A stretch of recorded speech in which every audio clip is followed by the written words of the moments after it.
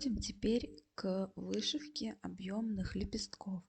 Я их прорисовала краской для того, чтобы белая ткань не просвечивала, чтобы была однотонная. И берем проволоку 0,3 миллиметра и будем ее пришивать по краю каждого лепестка, чтобы мы могли формировать цветы. Нам нужны будут круглогубцы. Начальный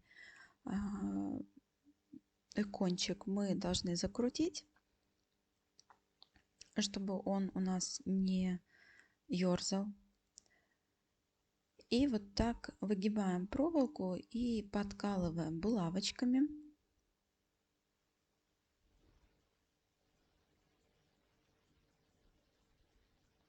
Лишнее обрезаем.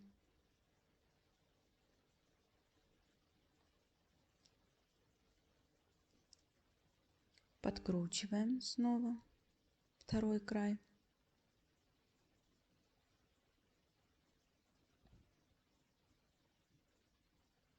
И я вам рекомендую, чтобы эти лепестки были вышиты на другой базе, то есть не на той, на которой вы вышиваете саму розу, вот основную, да, потому что вам все равно их надо будет вырезать, и будет дырка, то есть вам будет не совсем удобно это делать на одной и той же ткани, поэтому их нужно вышить отдельно. У меня здесь натуральная органза, но можно их делать и на любой искусственной ткани. Нить берется в цвет нашего лепестка.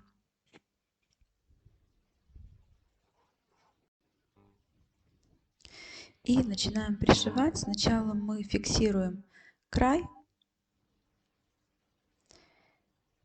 и потом уже будем двигаться вокруг.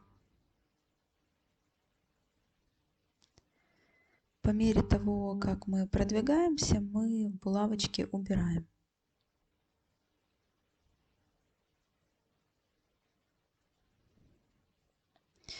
И пришиваем мы зигзагом.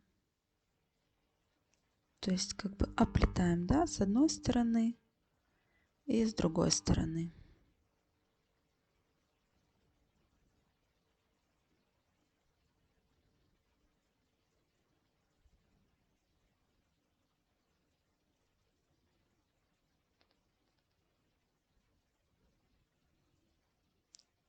В процессе проволочку мы подвигаем по контуру.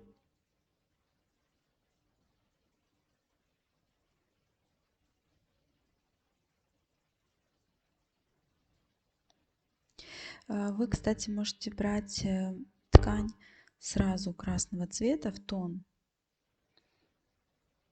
Почему лучше брать на объемные лепестки ткань того же цвета, какого и фурнитура? Потому что все равно, когда мы формируем сам лепесток, как-то его выгибаем, то где-то просто эта ткань, она может просвечивать. Даже если вы плотно будете делать выкладку пайеток, все равно где-то с какого-то ракурса может все равно что-то просвечивать. Поэтому я на такие цветы всегда беру однотонную ткань. Если у меня нет такой ткани по цвету, то я просто прокрашиваю и все. То есть я не покупаю специально такого цвета ткань. У меня всегда есть краски, и я могу сделать тот оттенок ткани, который мне необходим.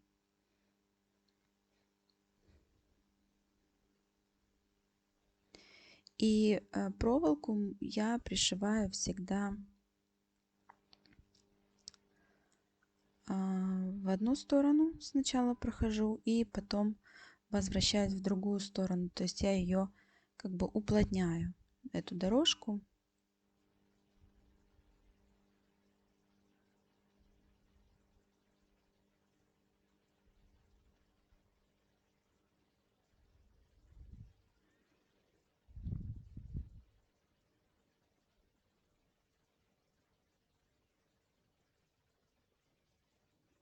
Лишние булавки уже все можно убрать, чтобы они не мешали.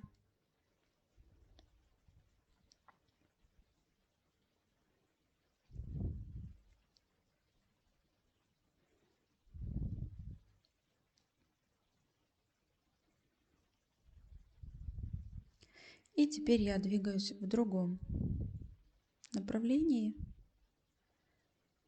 И будет хорошо видно, что строчка становится более плотной.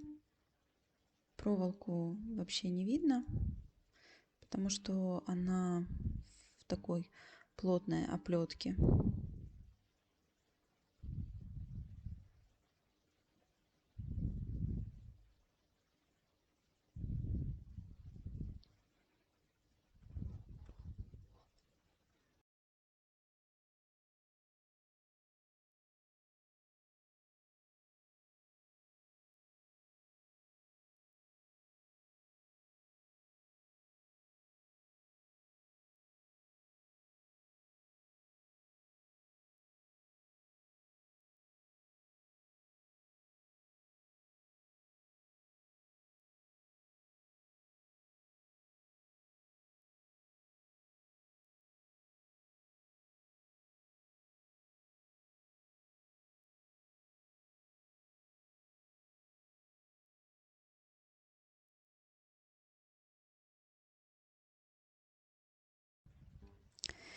И сейчас мы разберем схему, как мы вышиваем объемные лепестки. Каждый лепесток мы делим на две части. У нас у каждого лепестка есть центр. И все лепестки мы начинаем вышивать с центра.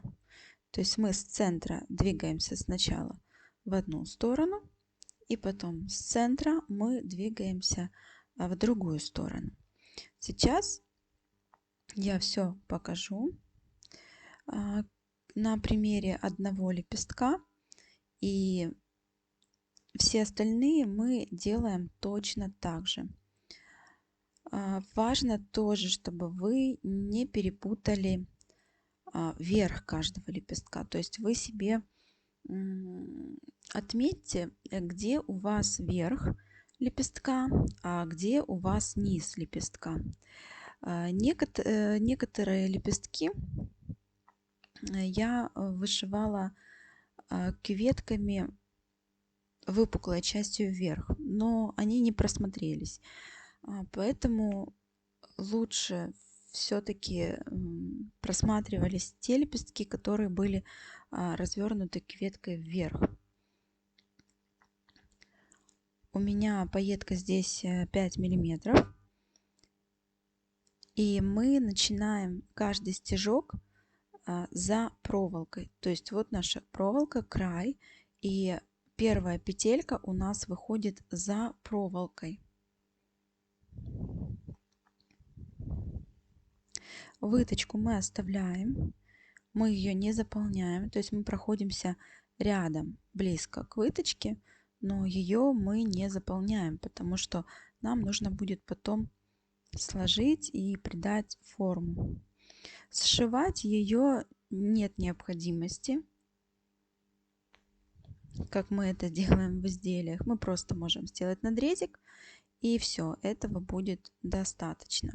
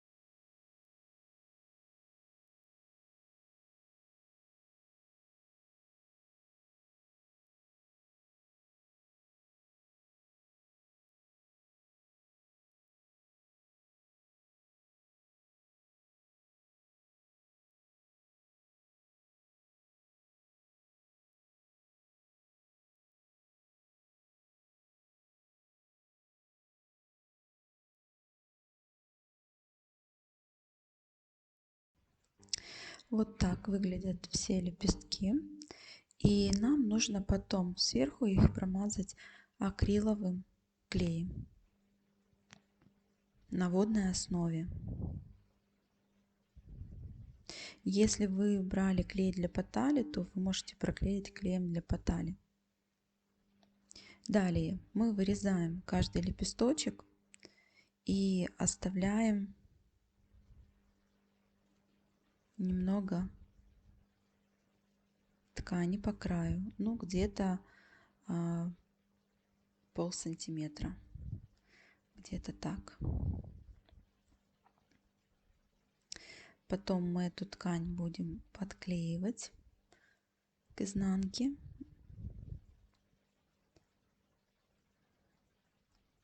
Для этого нам нужен будет клей Момент Кристалл. У меня был клей Гутерман, но он намного дороже, если просто не было у меня клея Момент. Но для этих работ нам идеально подходит клей Момент Кристалл.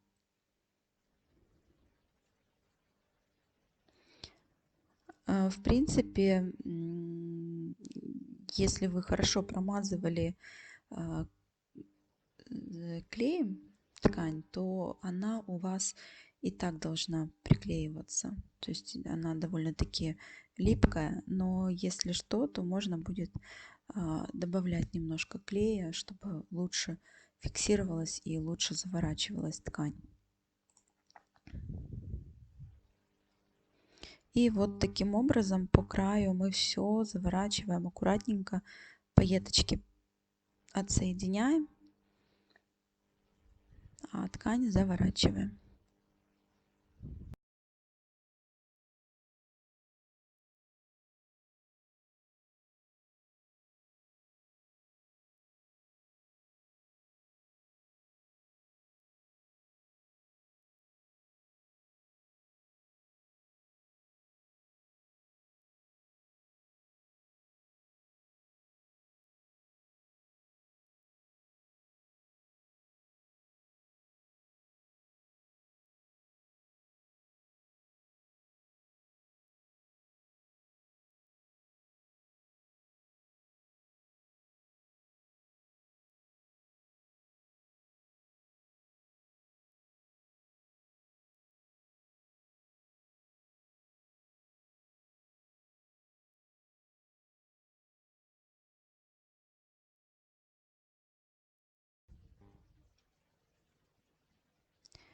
Вот так в итоге выглядит подготовленный лепесток к проклеиванию изнанки.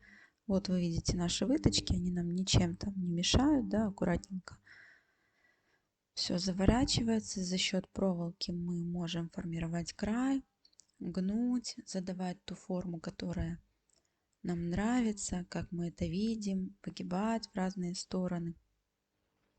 Вот таким образом.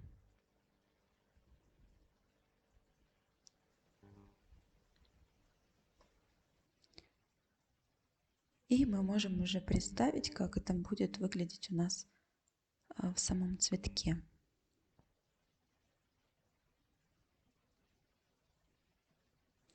Эти лепестки я вышивала плоскими пайетками, которые вывернуты, да, вот как бы изнутри и наружу они у нас вот так выходят. Те, которые как бы выходят у нас изнутри, то их я вышивала кюветками.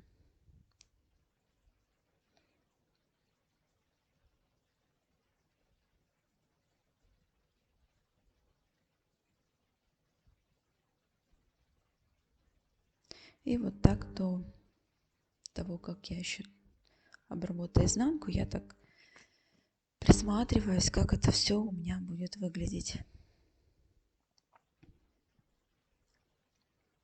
Можно так сказать, примеряю, да?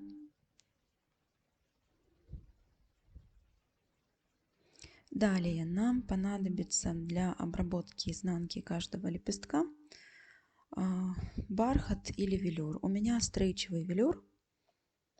И теперь нам нужно подклеить. И еще такой момент. Можно увидеть, что теперь у меня ткань, которая загибалась, она у меня тоже красная, да? Потому что белая ткань, она была немного видна, и я еще подкрасила этот край, чтобы ничего не выглядывало белого, контрастного. Мы промазываем изнанку клеем и потом подклеиваем велюр.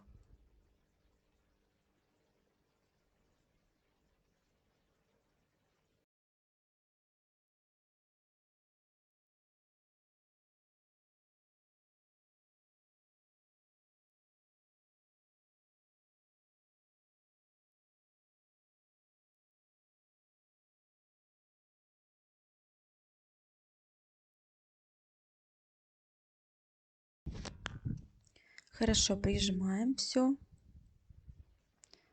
Оно хорошо должно прихватиться.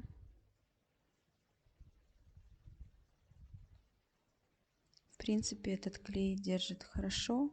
И Гуттерман, и Кристалл хорошо держит. И потом уже, когда все высохнет, можно будет вырезать этот лепесток. Когда вы вырезаете, будьте очень осторожны, чтобы не срезать нить и не срезать пайетку.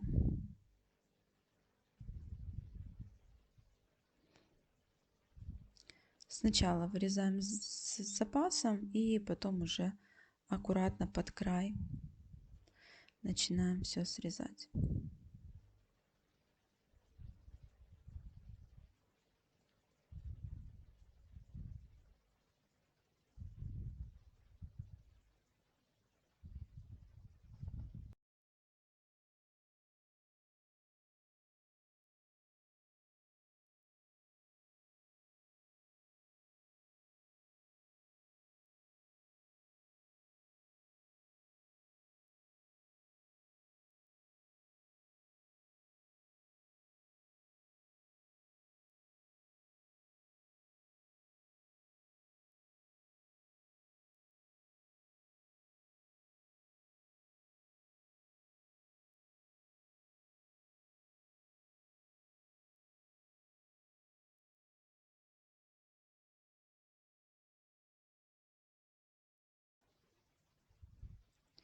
Еще хорошо прижимаем плотно край.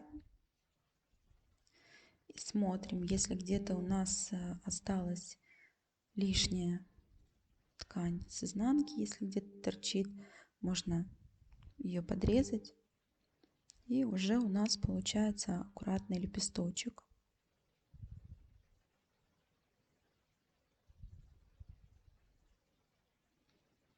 Он становится плотнее.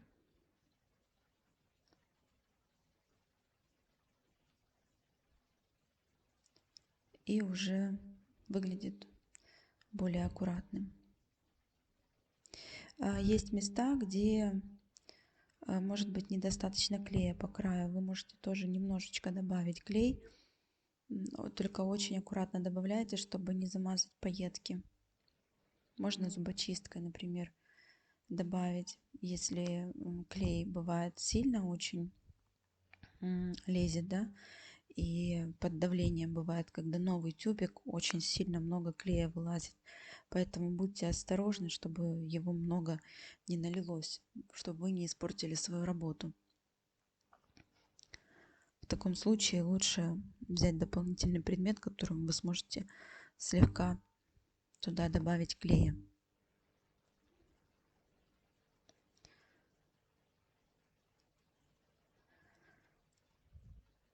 И так мы делаем с каждым лепестком.